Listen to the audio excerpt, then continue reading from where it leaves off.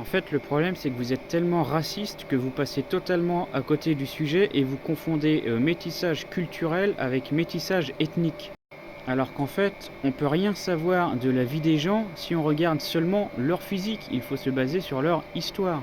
Oui, les Français de l'époque ont subi un métissage, mais c'était un métissage culturel, c'était pas un métissage ethnique. Vous croisez une personne noire dans la rue par exemple, vous ne pouvez pas savoir de quelle origine sont ses parents, si ils sont avec eux, si ils ont transmis la culture.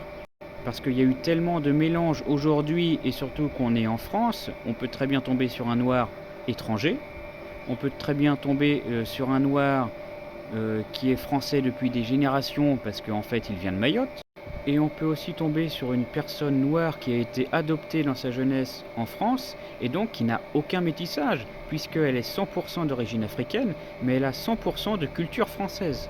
C'est seulement pour ces personnes-là qu'on peut parler de Français d'origine étrangère, contrairement à tout ce qu'on entend sur nos joueurs de l'équipe de France, qui eux ne sont pas d'origine étrangère puisqu'ils sont nés en France, ont grandi en France, ont été éduqués et formés en France, donc ce sont des Français.